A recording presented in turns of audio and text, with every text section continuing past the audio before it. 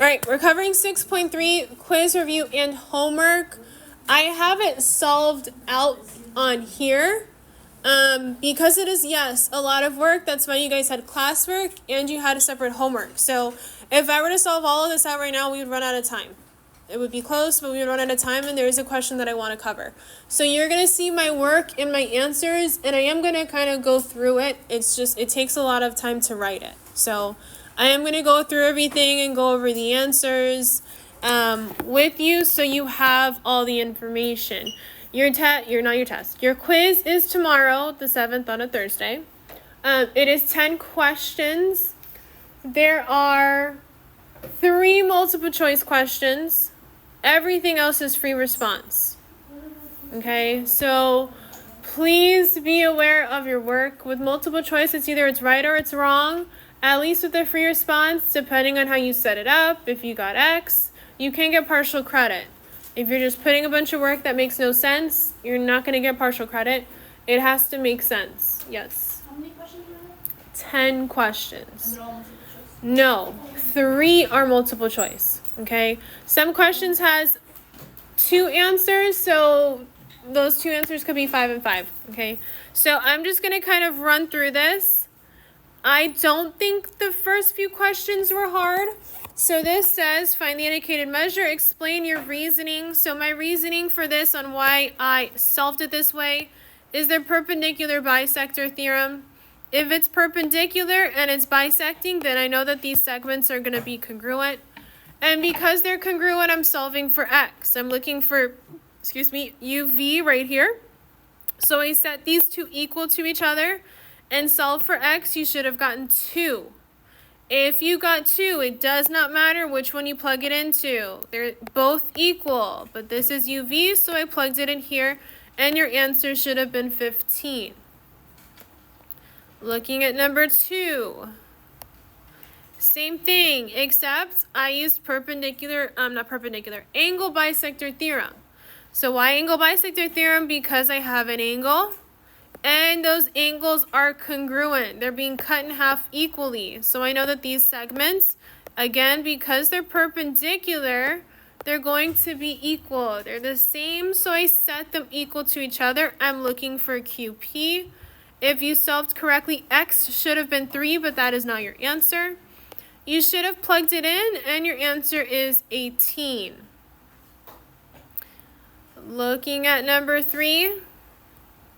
For this one, I used the converse of angle bisector. Why did I use the converse? Because they gave me my segments, not my angles. So because these two segments are going to be equal, I know my angles are going to be equal. Pay attention to what they asked for. They're asking for angle GJK. So this is where my angle is. This is where I'm trying to find. So first I need to find what's missing. I can solve for this angle.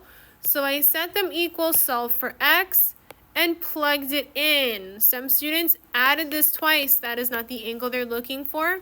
They're looking for this angle. So if this is 31, and I know that this is a right triangle, my 2 acute angles add to equal 90. So all I did was subtract 31 from 90 and got 59. Yes, some students did 31 plus 90, then subtract from 180. That'll still give you the same 59. All right, any questions on the first 3? No? Yes? We're good? Okay. Number 4 says find the coordinates of the circumcenter of the triangle with the given vertices. So for circumcenter, yes, you have to graph it. So looking here, I graphed it. I put my points. And then for circumcenter, you have to find the perpendicular bisector. So that's where my orange lines come into play. So looking at this segment right here, perpendicular bisector. Bisector means cut in half equally. So I find my midpoint. And yes, you could have counted for your midpoint. And it's perpendicular. So because this is a vertical line, I need to draw a horizontal line. And same thing with this segment. Find the midpoint. Yes, you could count. And draw the vertical line because this is horizontal. It is a right triangle. With circumcenter, right triangle, the circumcenter is on the triangle, right on. With acute triangles, it's in the triangle. And with obtuse triangles, it's outside the triangle. So because this one's a right triangle, I know it's going to be on my hypotenuse. And the point of the intersection is -2, -1. Do we have any questions on number 4? Okay. Next, 6. The incenter of triangle ABC is point N. Use the given information to find the indicated measure. So 6, 7, and 8 are all incenters. So when I'm solving for my incenter, a couple things I have to know. The line, the segment from the side of my line to my incenter is going to be congruent, or not congruent, they're equidistant. Okay, so yes, they are congruent, but they're equal distance. They're going to be the same distance for all 3 of those lines. Okay, so all 3 of these lines, this line, and this line, they're all the same measure.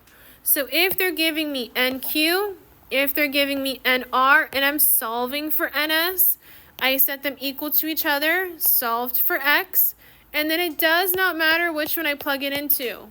I chose 2X plus 1, and I solved and got 11. 11 would be my answer for NS. 11 would equal all of these segments. All right, looking at number 7. Same thing. These segments are all equidistant. From my side to my incenter, they are all the same measure. So they're giving me NU. They're giving me NV. They want me to find NT. Set them equal to each other, solve for X, and plug in. Doesn't matter which one you plug it into. I chose -5X, and your answer for NT should have been 15. Number 8, the same thing again. These segments are equidistant from the incenter. So I set them equal to each other. What are they giving me? They're giving me NZ and NY. I'm trying to find NW. Set them equal. Solve for X. Plug it into whichever one you want.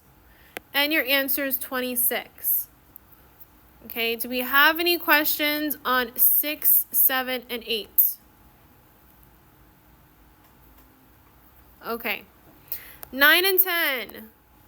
It's asking, find the coordinates of the centroid of the triangle with the given vertices. Centroid is the only one you can use the trick. So the trick is, when I'm looking at my centroid, you're going to take your x values, all your x values, and you're going to add them and divide them by 3.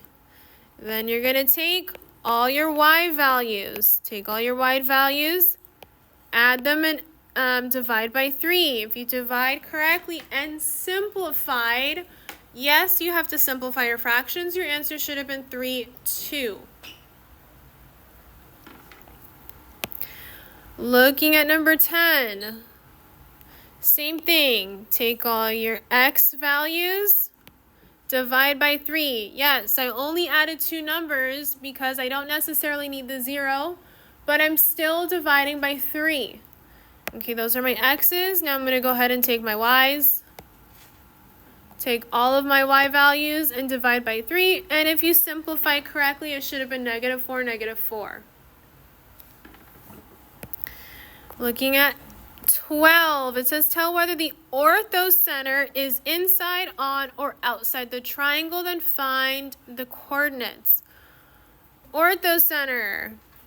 We remember the key. Acute is inside, AI.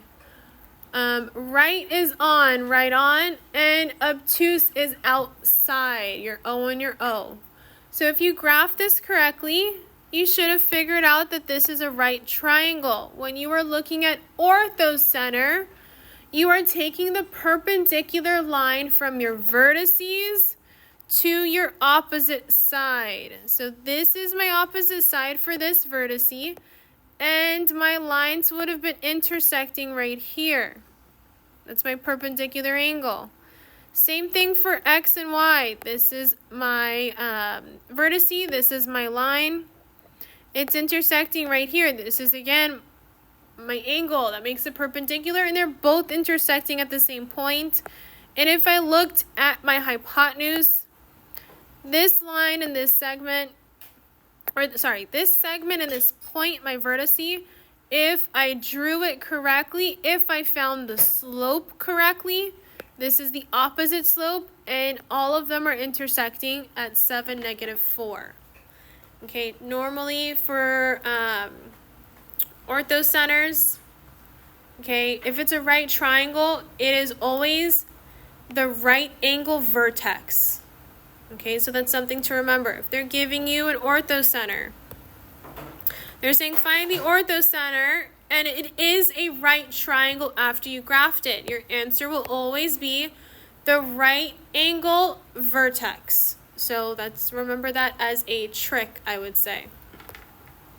All right, and then the last question, some students were a little confused on what this was asking. It says the Deer County Park Committee plans to build a park at point P, equidistant from 3 largest cities labeled X, Y, and Z. The map shown was created by the committee. So looking at this, key thing here is they're telling you it's equidistant from all the points or the largest cities. It says which point of concurrency did the committee use as the location of the park? It's not asking for point P, it's which point of concurrency. You have circumcenter, in-center, centroid, orthocenter. Looking at this graph, it is not circumcenter, it is not in-center. Okay, those two are absolutely not it. It is also not orthocenter, because orthocenter, we should know, those are taking my perpendicular lines from my vertice to my side, and these are not perpendicular lines. Okay, these are not perpendicular lines. So the only option was centroid. They used the centroid for this diagram. Were they correct? No, they weren't. So B says, did the committee use the best point of concurrency for the location of the park? No, they did not. Why did they not? Why am I saying no? Centroid does not make these points right here. Centroid does not make these points equidistant. Remember, they wanted something equidistant from the largest cities. So for that, they should have used circumcenter. Your circumcenter is equidistant from the vertices of the triangle. So for this answer, it should have been circumcenter. This should be an I. Circumcenter was your answer. Okay, so they should have used circumcenter. Questions on this review? Okay. All right, I'm going to go ahead and go over the homework. This first page was pretty easy. You, again, just have to know the theorems and what makes it congruent. How do you know they're congruent?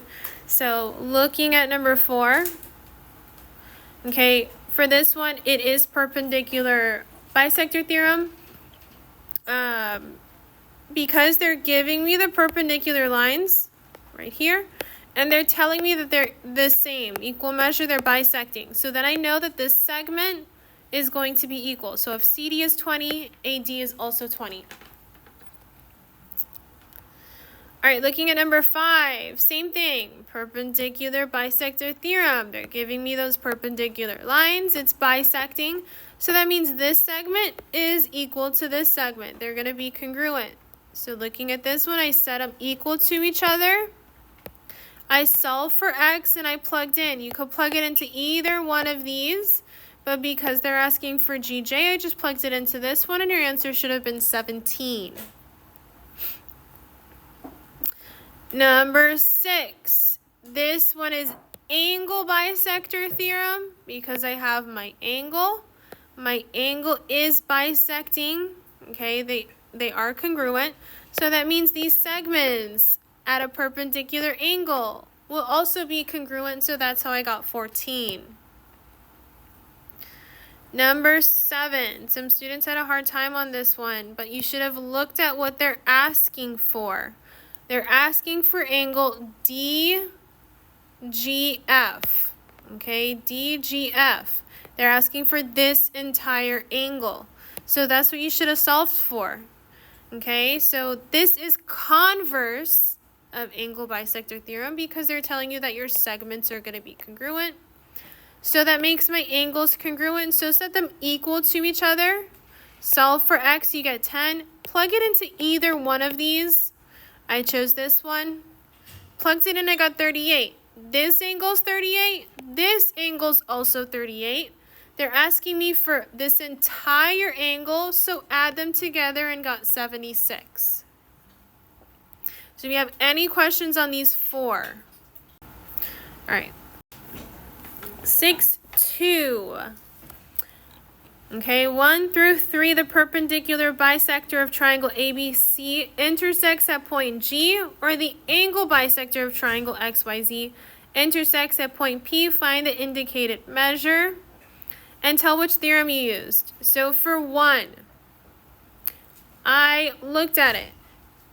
I have perpendicular bisectors. They specifically told me in the directions ABC uses perpendicular bisectors, so that's circumcenter. So I know point G is going to be my circumcenter. I don't think did they ask for point G? No, but I just labeled it just because. Okay, that's the theorem I'm using, circumcenter. So because I know that that's the circumcenter, I drew what was going to be congruent or equidistant. So with circumcenter, you should know the vertices to the circumcenter are all equidistant. So all of these lines right here are equidistant.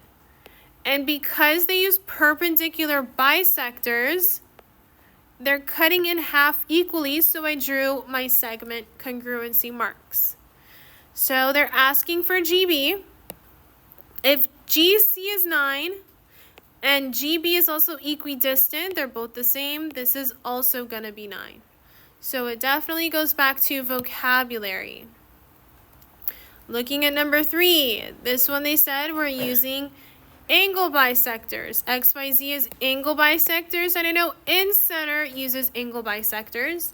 With angle bisectors, remember, circumcenter, the vertices to the circumcenter is equidistant. For this one, it's the sides. It's the sides to the in-center that are equidistant. So my angles are cutting it equally. I drew my symbols, my angles that were congruent. And if they're asking me for PS, PU is the same and PT is the same, so PS equals 2. Do we have any questions on these 2 questions? 1 and 3.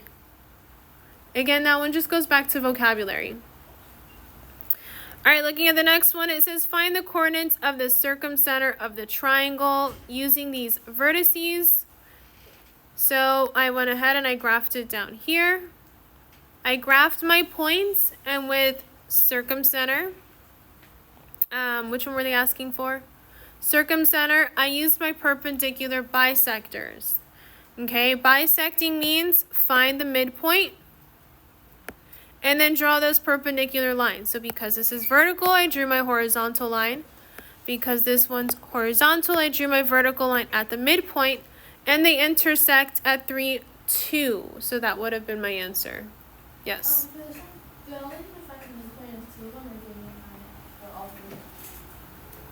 Yes, you would only have to find it for all 3 if it wasn't a right triangle. Yeah, but because it's on the triangle, I only have to do 2. Yeah. So yeah, normally you'd have to graph all 3 vertices, not vertices, all 3 sides, my segments. So that means this one as well. But because it's right on the triangle, I don't have to graph that one. So yes, my answer would be 3, 2. Looking at the last 3, it says an exercise, 2, 6, and 7. Find the in-center of the triangle. Use the given information to find the indicated measure. So in-center, like I said before, in-center has equidistant, they're equidistant from the side to the in-center. So if they're giving me the measure of PJ and PL, set them equal, solve for X, and then plug it into either one of these to get PK, which for this one is 12. All right, looking at number 7, same thing. The in-center means the sides to the in-center are equidistant. So because they gave you these two measurements, set them equal to each other, you solve for X. Plug it in again to either one of these, and your answer is 50. Do we have any questions on 6-2? No? Okay. And the last one, 6-3. Point P is the centroid of ABC. Use the given information to find the indicated measure. So with centroid, you have to know the vertices. I'm going to highlight those. The vertices to the centroid are 2/3. Everything else is 1/3. So you have to get a good understanding of that. You have to remember that. Because if you're labeling certain things wrong, it's going to be incorrect. So they're giving you BL. BL, which is right here, is going to be 12. If they're asking to find BP and PL, remember, think of it as it's cut into 3 segments. So all you have to do for this one is divide by 3, and that's what gives you the segments. So if I divide it by 3, I'm going to get 4. So if you're looking at it, I cut it right here. This is 1/3, which is 4. This is 1/3, which is 4. And this is 1/3, which is 4. So BP is going to equal 8 because it's 2/3. And PL is just going to equal 4 because it's 1/3. All right, looking at the next one.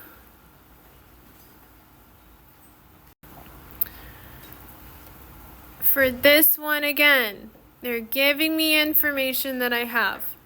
So what do I know? This is 2/3, it's my vertices. These are all 2/3 right here on my vertices, and I labeled it. If CP is 16, which I highlighted it, this line right here is 16, find PL and the entire CL. So again, 16 is my 2/3 section. I'm going to cut it in half to give me that 1/3 and 1/3. So 8 and 8, and this should be 8. Okay, so if I added these, it gives me a total of 24, and PL would just give me 8.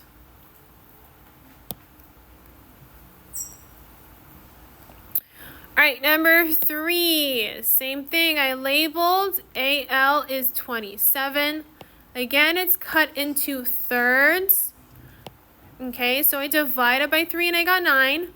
2 of those thirds would give me 18. And again, 1/3 gives me 9. Super important that you guys label these so you get used to them. Looking at this one, again, labeled BP is 102. I know that's 2 out of my 3, so I want to figure out what that third is. You're dividing it by 2 and you're going to get 51. And then you're adding 102 and 51. That's going to give you 153. Do we have any questions on those first 4? Good on the first 4? All right. Let's go ahead and look at these. With, again, centroid is the only one you can use the trick. So for centroids, what did I do? I added all my x values, divided by 3, and then I added all my y values, still dividing by 3, and if I simplified correctly, it should have been 4, 4. Looking at this one, same thing. I added all my x values, divided by 3, and then I added all my y values, divided by 3, and you should have got 2, 1.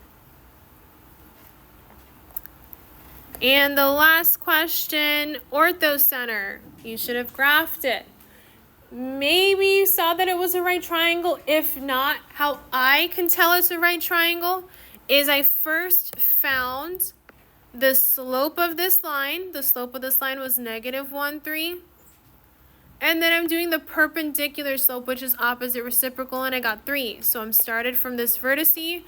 I went down 3 over 1, and notice that this was a perpendicular angle, which means it's a right triangle.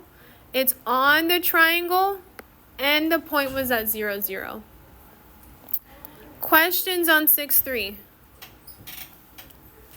We're good? Okay. This note was not on your review. We did do this in class. This is a copy of your 6-1 notes. This is the last note we had. You will get a question like this on your quiz. So I am going to go over it and explain it, and then I'm going to have you guys do an example. So looking at this, just going through it, it looks like it's a lot. It's not. Okay, it's not a lot. So I'm going to go over the steps. It says write an equation for the perpendicular bisector of the segment with those endpoints. When you are writing an equation of the line, slope-intercept form.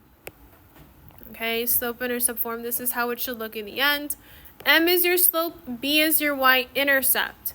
So first thing you should do is graph it. Graphing it is easy. You don't necessarily have to do the work, but it definitely helps to do the work to double check your answer.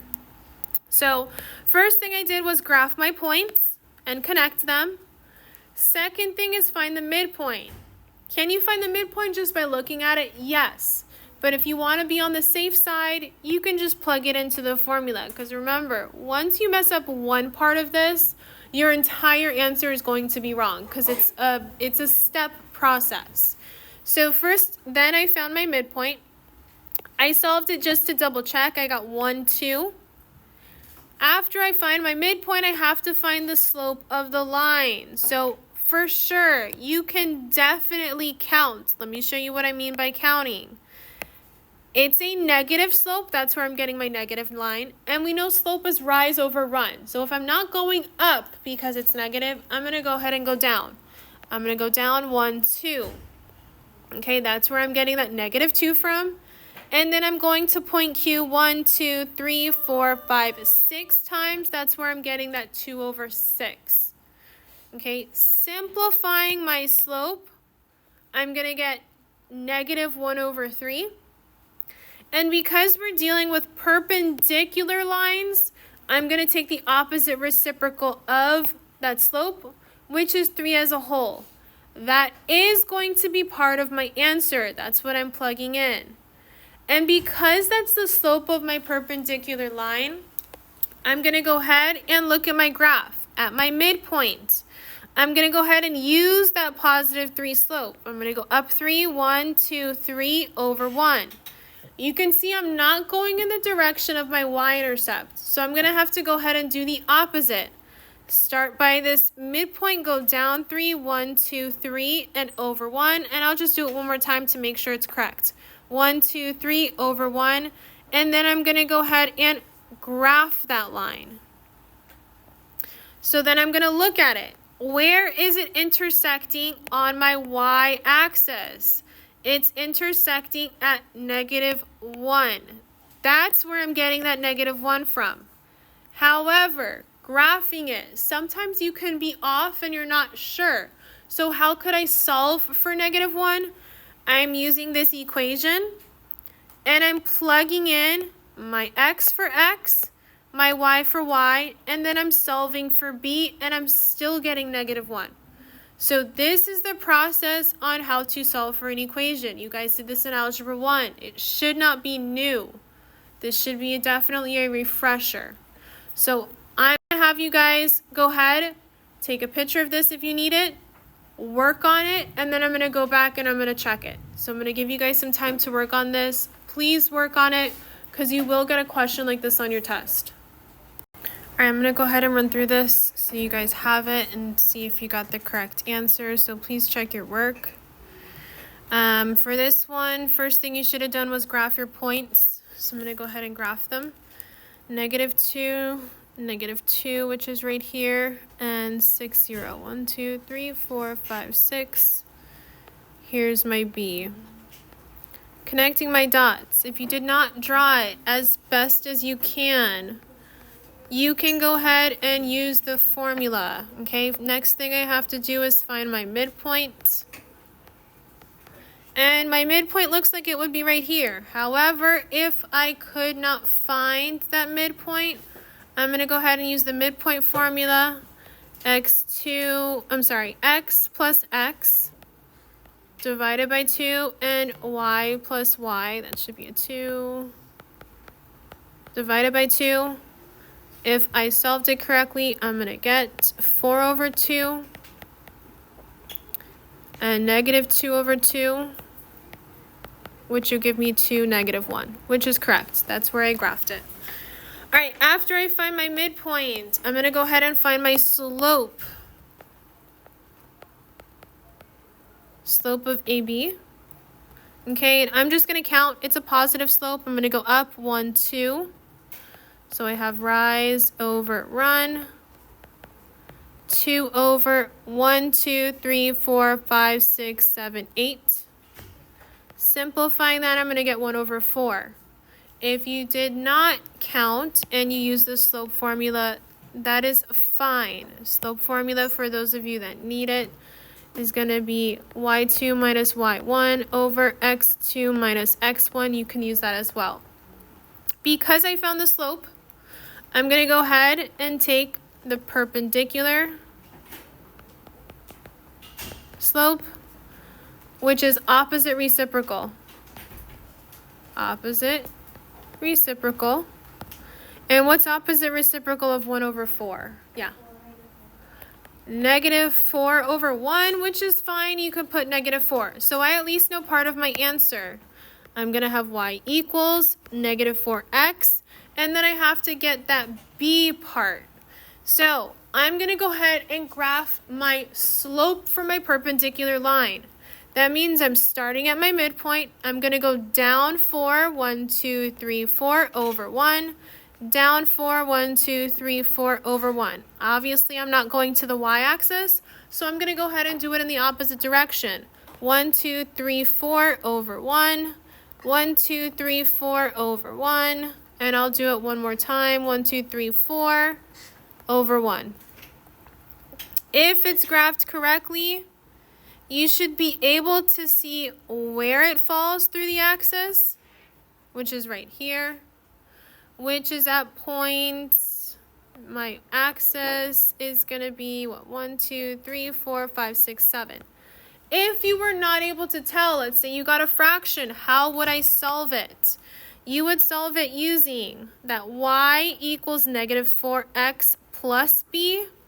And then you're using the point it's intersecting, which is your midpoint. You're then going to go ahead and plug it in. Negative 1 equals negative 4 times 2 plus b, and solve. Negative 8. Add 8 to both sides. And you're going to get b equals 7. So I'm still getting that 7 as my answer. So it's going to be plus 7, and this right here would be my answer as my equation of my line. Okay, so that is how you're solving it. Number 7 is a good example as well if you want to try that on your own. I will go ahead and write the answer for this one. It would be y equals negative 1 over 3x plus 4 over 3. So if you want to practice that one at home, for all means, go ahead and practice it. But you will see a question like this on your quiz tomorrow.